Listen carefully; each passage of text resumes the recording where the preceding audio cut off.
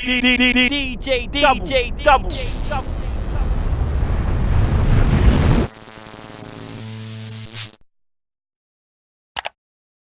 It's DJDUBL here, and today my very special guest goes by the name of Lioness. Lioness. What's happening? What's going on? You all right? I'm so excited today. Thank you. Because it's, for me, it's like you never left. You're back, but it's like you really never left. I'm glad that it feels that way. Does it feel the same for you? No.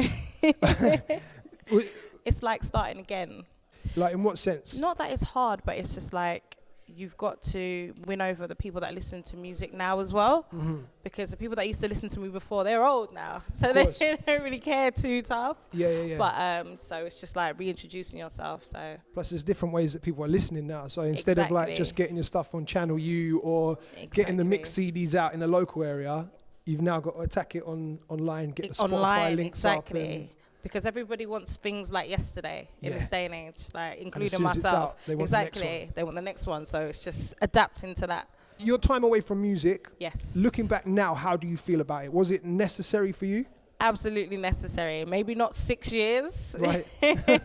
Maybe not 6 years, but I needed to stop when I did stop. Yeah. And I had a lot of life lessons in that time. Mm-hmm. And it's going to make me the artist that I'm going to be. So I'm glad that I had that time. I've seen that you spoke recently about like you've given up the 9 to 5. Given up the 9 to 5. Congratulations on taking the leap. Like, it's obviously like a big risk that a lot of people take. Major How risk. hard was the decision for you to leave like a very secure 9 to 5 income to come into like the music income? Yeah, it was really hard, but what was happening was that I wasn't excelling in either music or my workplace. And I wasn't excelling in my workplace because I don't want to go to the next role and be promoted, because it meant I needed to give more of my time. Right. And I wasn't prepared to do that because I still wanted to do music. But then in music, I can't give it all my time because 9 to 5, you're at work. I'm at Holborn, working. So I just had to make a decision. And luckily, I've got parents that are really supportive. So they're just like, go and do your thing, innit? And if you need us, let us know. So I'm all right in that sense. Tell me about your very first studio session. Oh, wow. Oh, this is a good question. Okay. Right, so set the scene. Set the scene. So back in the day, I used to be in a crew called Mastermind Troopers. But before that, there was MYT. So they made a little youth version of them. And we just used to like bar at my doorstep, like go back to back. They'll knock for me. Do you want to spit? And I'll be like, all right. And then we'll just be on my doorstep spitting. And that's all it was. But then one day, Mastermind Troopers were like, why don't you come on our track but be at the end? So we was like, all right, cool. So we went to big up Cessan, he's a director now. So we went to Cessan's house and we just recorded it in the little studio room that he had. You know, when like it's not even a proper, what is the mic cover? What are they called? I don't even know what they're called. I think they're called a pop shield. Yeah, pop shield. So it was like a hanger and tights. Some tights. Yes. Oh, yes. That's amazing. That's like proper studio old school. settings. Yeah. And that was my first session. So I'm shouting. You don't need to shout because it can pick you up and all these different things. So no, but I love that. Those kind of times were sick. Nostalgia. You've said in the past that in your early days there were no female MCs that not so much inspired you, that you didn't look at like any females to be like, oh, I want to be like that, and that's why you started.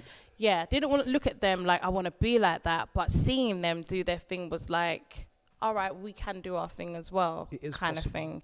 Yeah, it is possible. Like I was saying, like you can be in a crew, which I was in a crew, but like seeing someone like Dynamite and seeing Shiesty just come out and I'm just me, I'm not part of nothing. Yeah. That was inspiring to see. So yeah, I do take inspiration in that sense, definitely. Yeah. So in the early days then, who were the rappers that inspired you? Like where would you say you kind of, who influenced like your rap style and your flows? So Bearman, I don't know if you remember him, but he's my cousin. Yeah. So I just used to think he was the best, and like growing up with him, like, he's always making some sort of song and some sort of bar, and I just thought that was sick, and I wanted to be like him and my brother as well, and all my other cousins, because the whole family is musical. Yeah. So your brother's Fender, right? Yeah, Fender. That's my brother, Cockney guy. So yeah, like being around them, like I just wanted to be like them lot, but then I also loved Trim. Okay. Trim used to be my favourite back in the day, so yeah. That's interesting. All UK artists then? No. Much US influence? Yeah, Eminem, absolutely. Eminem is my favourite of all time. And it's going to sound mad because I won't put him in my car today. I won't hear him like in my car on my everyday, but that is my favorite, like forever. Just the way he constructs his bars and the stories he tells, I just think he's just too sick. Yeah, the way he can make words that don't rhyme as well. Like, he makes the word purple rhyme with orange somehow. Like, I don't know how he does it, but he can do it. It's all about the way you pronounce a word. Yeah. But yeah, who said that you can't do that? What made you decide to come back to music? I just felt like I wasn't myself without doing music. Like I'm always making up songs. It's so mad because I can't freestyle. I'm really bad at it, and I've been trying. So I decided every day I'm going to try and freestyle to get good. Yeah. But I'm making all sorts of songs all the time, and I'll be at work and I'm always humming something, and people are like, oh, like, why don't you, do you know what I mean, get back into it? Why don't you da-da-da? And I just thought, you know what? I should, because I'm not me. Did the people in the 9 to 5, were they aware who they were working with here? So at first, I thought no one knew, but people knew, and it was getting around. Right, okay. And then it just, You know what a manager but I just is. thought no one knew, because I haven't been doing music for ages. I don't know if anyone like even listens to the genre like that to even know me, but yeah. And there was no hints at the Christmas party. They're like, here, take this. Well, they started to become hints. I had to host like all Christmas parties all the right? time. Yeah. But when I get waved, anything goes. So I'm like, Yes, barring at the Christmas party. That's amazing. So right now, what's your label situation? Are you an independent artist? I'm an independent artist. Has there been conversations or any interest? Not yet, to be honest with you. They're Not yet. sleeping. They're sleeping. And I manage myself currently, so I don't have a manager either. Okay. But yeah, it's a lot. Because you got to keep up with the admin and all that side, as well as focus on making the music, creating it. But I'm not even in a rush. I want to just make sure I'm cemented, because I don't feel like I'm back to how I was, if that makes sense. Right, yeah. Even though I've learned so much along the way and I'm a different person now, I don't feel like I've got the same energy I had when I was younger. I don't know, maybe that's just coming of age or something like that. But possibly. It might just take a minute for the dust to come off. Yeah, I just want to get back to... Yeah. It's coming though, I feel it. I feel like without a doubt, the industry is definitely like, Lioness is back. Like I said at the start, like for me, it feels like listening to what you're putting out now. Yeah. It's like, Lioness like really never went away. Do you know what I mean? And I feel like there's a buzz in the industry. Even the younger artists, do you know what I mean? Even the ones that weren't necessarily active back those then days, are like, wow, Lioness is really like, she's really back in the business. So, really back. Yeah, it's dope, man. Tell me about, like, from your perspective, the differences in the scene from when you first emerged to now coming back in. In some senses, I would say it's a little bit easier. And I would just say that because, you know, social media has made it so that anyone can do anything, really. Because back in the day, it was an A&R that would say, all right, cool, you can now come through the door. But in how it is now, is anyone can be in their room, do whatever, and I'm out here. And if I've got my own following, it can start off with my friends. If it just spreads online, people have to now pay attention. I think like labels are lazy now, because they're not trying to develop artists. You better come developed, and then I'll consider you. Build your fan base, make the catalogue, and then come. But I think it's good in the sense that we can do that now. We can do our own thing, and then you can pay attention. I don't have to wait for you and hope that you take me under your wing. In terms of like the non-musical side of all this, so like you mentioned, being your own manager and doing all this stuff, being in charge of your own social media, have you found it difficult to adjust like the marketing side of the music? Absolutely, because I'm somebody that I'm always on my phone, but I don't film everything, and it's like people want to see everything. They want to see absolutely everything. Absolutely everything. And they might cuss me. Say I decide I want to film me going to the toilet, they'll probably cuss me, but they want to see that I'm doing that. Do you know what I mean? And I'm just like, I'm trying to get better with posting. I'm a bit slow with it, but I'm trying. It can be exhausting. It can be. I'm trying something out called No Social Sundays. Really? It's not like, that's just something I call it. I'm just not on my social media on Sundays. That's good. It's switched off. I think it's good. I want to be like that. I want to be part of it. But then I feel like I'm missing out on showing myself, because I don't even feel like people that listen to Lioness really know Lioness. I don't think I give me at all unless you talk to me. Is there much of a difference between like you as Lioness and then you as Isabel? Like? Oh yeah, two completely different people. Right. But when I get lit, I'm Lioness. Like, that's Lioness. The boundaries are blurred. Like yeah. Part of your comeback First of all, the first song that you kind of dropped, it was in 2017. I remember the exact date. Do you? It was Everything Mad. Yeah. June the 4th. Was it June 4th? Because it was my birthday. That's the only reason. I'm not like proper standing here. Like, I'm saying it's my birthday. That's how I remember it. Sick. That was like your kind of re-entry, like, oh, Lioness is coming back. And in 2018, you dropped Break Bread with Deneo. Oh, yeah. Yeah. One thing about that record was a lot of people like, right, Lioness is on this like UK funky thing.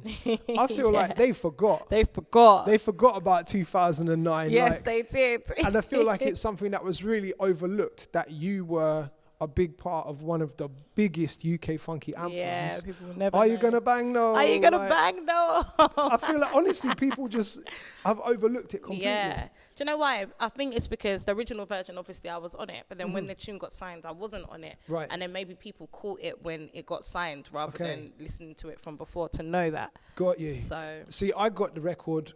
I remember it vividly. I was in Napa 2009. Yeah.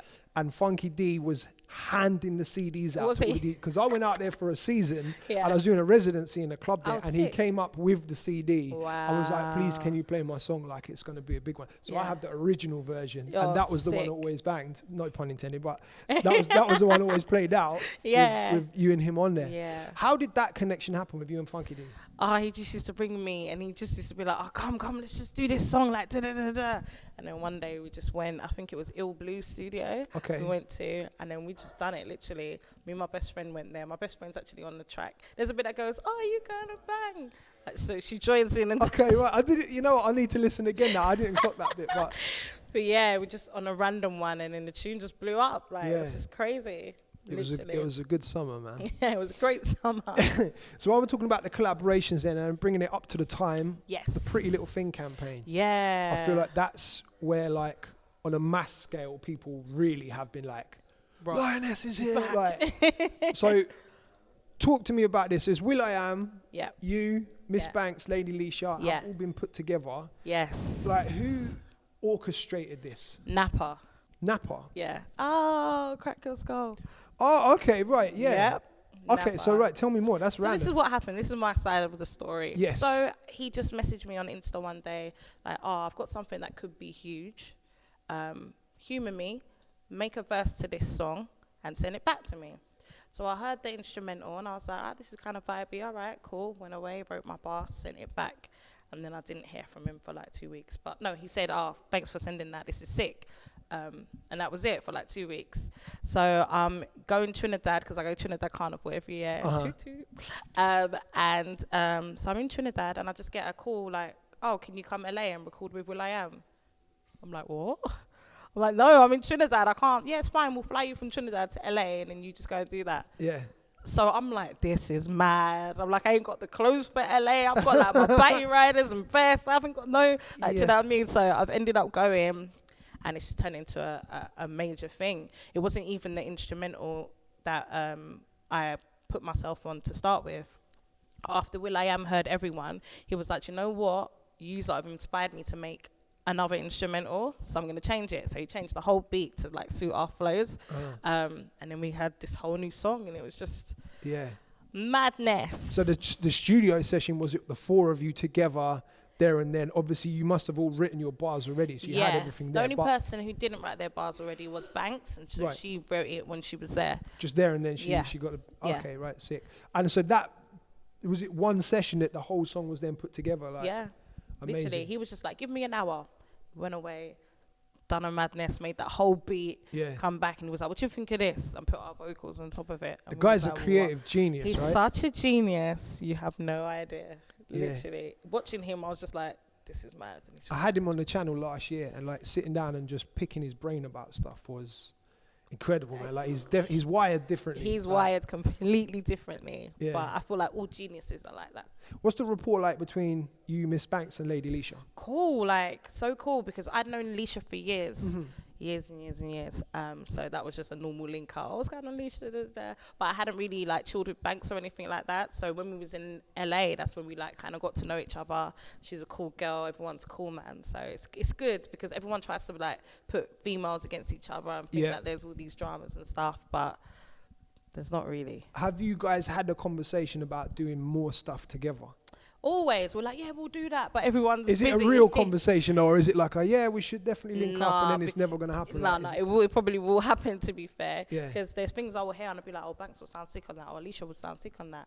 And you just phone them, oh, I've got this idea, Yeah. And then just go from there, Sick. really. So there'll probably be more to come. What the other two girls are doing as well, Yeah. like their stuff is just building and building, like growing every day. So like it's building. I feel like all the girls right now are just doing so much, and it's so good to see. Yeah. I'm just gassed for everyone, to be fair. It's definitely a good time to be a female artist. Yeah. I feel like we're still in this weird phase. You spoke about it in 2010, Good for a Girl. Yeah. And I still feel like that's still the kind of the attitude. It's like, oh yeah, she's sick for a female. Or the female MC. There's always an emphasis on the fact that it's a female MC that's got bars and all stuff. the time. Do you ever think there's going to be a point where it's like, she's a sick artist? In the same conversation, if people are saying top fives, they're going to put the girls in with the guys. Do you ever think they're going to reach that? Definitely. I feel like it just depends on how an individual's wired. And I say this because there'll be some people that acknowledge me, for example, as just being a great artist, full stop. And they will compare me with guys. They wouldn't compare me with girls. Yeah. But then you've got some people who just, you're a girl, so you stay there. And the guys will be here. Like recently, there's been a big things on social media about, if you had to make a super team from the ends, who would you pick? Like, and then some people are naming all the people from South, and they're not mentioning me, and they're not mentioning Nole. And you're right. Like, we're from South. If you think we're not gonna help this group like win, you've gone mad. But it just depends on the individual. But I think it will get to a time where it's like, you've got to. Yeah, it's funny you say that. I had a conversation with Chucky recently on his podcast, and we did that around, when Chip put out the tweet saying about all the super teams and stuff. Yeah. So we broke down our top fives, and Nole's name came up in the conversation, but there was some confusion about to where she was from. I think everyone thought she was from West. And your name came up. And going back to you saying about flying from Trinidad to LA, I thought you had moved to Trinidad. I remember seeing your post saying about you were in Trinidad for Carnival. Yeah. You flew to LA, but then you'd flown back to Trinidad. So I actually had just thought that I went back home because you'd gone from the music as well. I just thought she's gone to live in Trinidad. Yeah. That was that's how I'm justifying it anyway. So just to put that out there. Makes sense. I had always thought that. But I mean it's definitely an amazing time. One thing I have noticed that's changed with like the female side of the scene. Yeah. Is let's just say like 10 years ago or pre-social media, a lot of the girl MCs, not all of them, but a lot of them were very like tomboyish, if that makes sense. Yeah. Whereas now it kind of seems to couple up with like having a dope Instagram feed or like having even just the sex appeal side of it. Do you know what I mean? Like, what's your take on that? I don't know. It's a bit different because for me personally, I was a tomboy. Definitely was a tomboy. As I got older, that changed. Had more like interesting guys that changed. So I want to wear like heels now, and I want to do all this stuff. And it just is dependent on the person that you are. But there's some people that have retained being a tomboy, and that's who they are. And people who want to dress up and be sexy, that's who they are. But sex definitely does sell. So some females could be like, well, let me use it to my advantage. It's just like insta models, for example. If I show you a little bit of cleavage here and there, I'm going to get more posts, more this, more that. Do you know what I mean? So I don't know. I just would like to, for me personally, I just be who I am. Right. So if you see me wear anything or do anything, I've definitely done that because I feel comfortable doing that. It's not because, I think that, it's going to get me this or that. Because I don't care like that. I probably should, but I don't.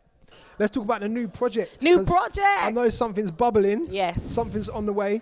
Is it an album, a mixtape, or an EP?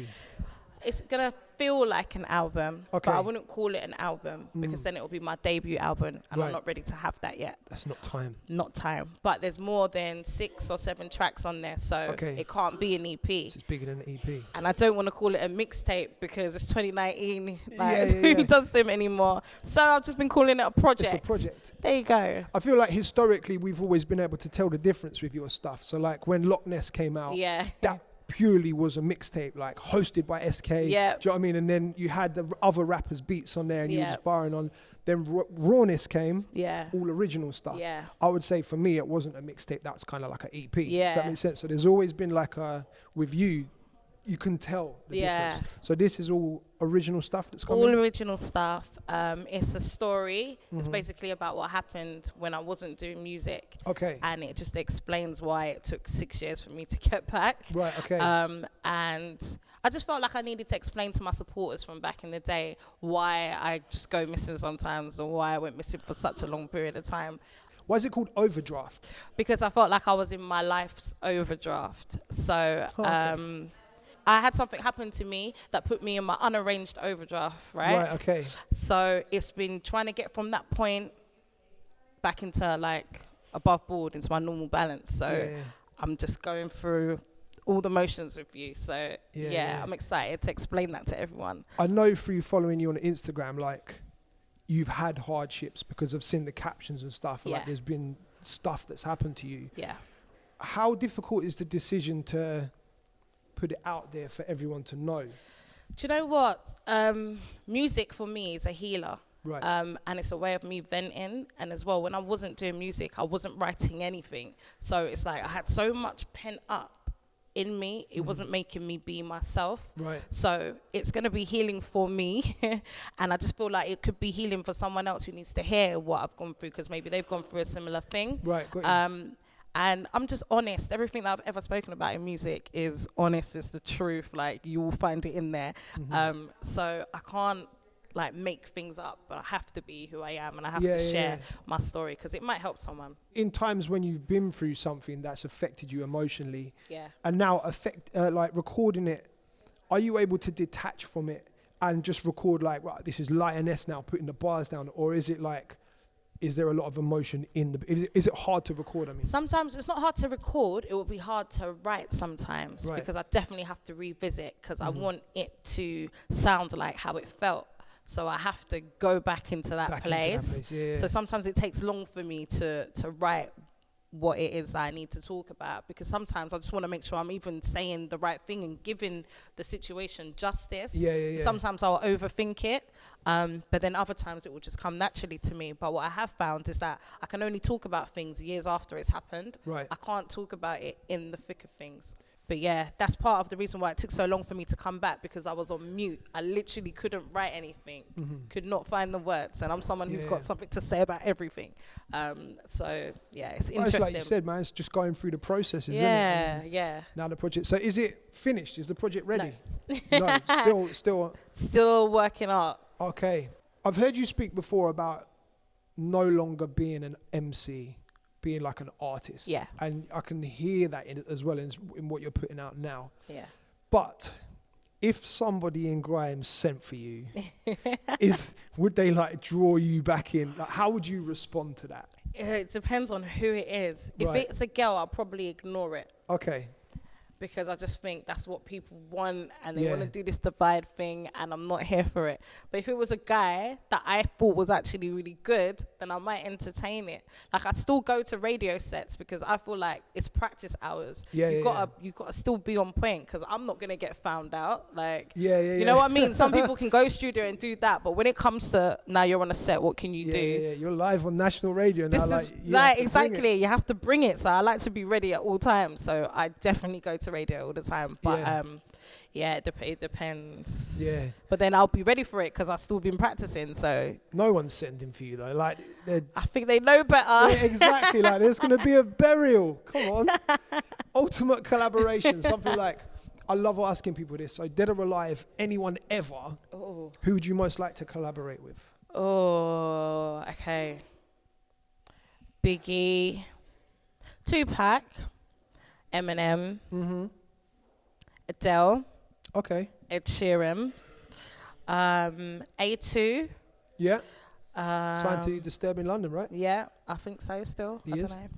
Jill Scott and Lauryn Hill. Okay. That's it. Right now. Oh, and Amy Winehouse. Right, okay. Cool. That's a good list, man. That's a good, like, EP feature This list is what right I'm there saying. as well. This is what I'm saying. Feature-ness episode 3. I know. I need to do another one because I've done so many features and you'll never know. So I like to put them in one place. So I think I will do another feature-ness mixtape. Yep. Nice, nice. What is your goal as an artist now? So like coming back, knowing what you know, going through what you've been through, you've got the project on the way, like this is you 100% now, because like we talked about, you gave up the day job. Yeah. So where are you going to get to? Like, what do you want to do? I just want to make sure that I'm a polished artist, if it makes sense. There's a lot of things about me that's all over the place. Like there's not necessarily consistency in what I do. So I want to just make sure that I'm polished. You know what you're going to get from me. Yeah, I think that's it. I want you to know what you're going to get from me. You know that you're going to get bars. You know that you're going to get some sort of story, because I'm always telling stories. You know that you're going to get honesty. And I just want that to be something that everyone knows me for. So when they come to me to do a track, they know that that's what they're going to get. Yeah. So, yeah, I hope I can take it to the end, baby. Yes. And the last thing, do we have a release date yet for Overdrive? We do. Okay, go ahead. October 9th. October the 9th. Yes. Is there any relevance around that date? Yep. Very specific? Yeah, it's my son's birthday. Oh, okay, right. Amazing. So, yeah. So October 9th. So what I want to do then is once the album's out, once the project's out, sorry, not calling it an album, we're calling it a project. Once the project lands, I want to sit down with you again and like really break it down and go through the whole thing. Down. Amazing. I'm down. That's incredible. It's another one. DJ Double right here with Lioness. Thank you so much. Thank you.